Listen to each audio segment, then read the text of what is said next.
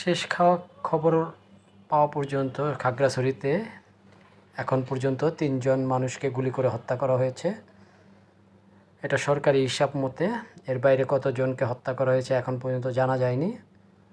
তো পূর্ব পার্বত্য চট্টগ্রাম অঞ্চলকে যেভাবে অস্থিতিশীল করা হচ্ছে, অস্থিতিশীল করার চেষ্টা চলছে সরকারের বাহিনী এবং সরকারের ইন্ধনে, ডক্টর ইউনূসের ইন্ধনে।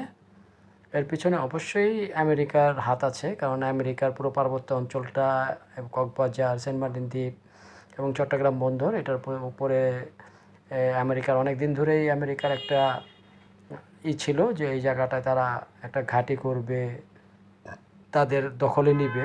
তো এই জায়গাটা তারা চাচ্ছিল অনেক দিন ধরেই।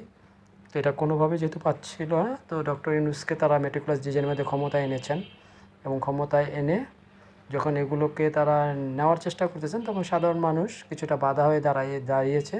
তখনই সেখানে কিছু জঙ্গি সন্ত্রাসীদের পাঠিয়ে সেই পাহাড়ি এলাকাটাকে অস্থিতিশীল করার চেষ্টা করা হচ্ছে এবং এই অস্থিতিশীলতার সুযোগ নিয়ে কিছু দেশীয় এবং কিছু বিদেশি জঙ্গিরা ওখানে তৎপরতা চালাচ্ছে। সেখানে সরকার, সেনাবাহিনী, বিডিআর এরা গিয়ে সাধারণ পাহাড়িদের উপরে নির্যাতন করছে সন্ত্রাস এবং জঙ্গি বলে।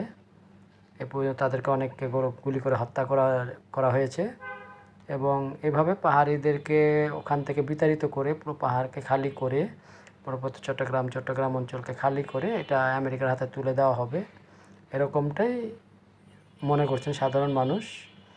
এবং এটা পুরোপুরি আমেরিকার ইন্ধনে হচ্ছে, এটা বোঝাই যাচ্ছে।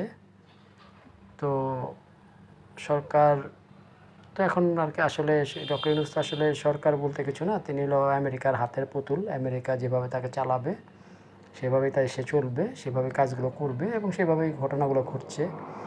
পার্বত্য চট্টগ্রাম সহ অন্য যে অঞ্চলগুলো আছে, আস্তে আস্তে সব যে অঞ্চলে গৃহযুদ্ধ শুরু হবে। এটার একটা মেটিকুলাস ডিজাইনের এই কাজগুলো হচ্ছে এবং ভবিষ্যতে আরও বেশি হবে।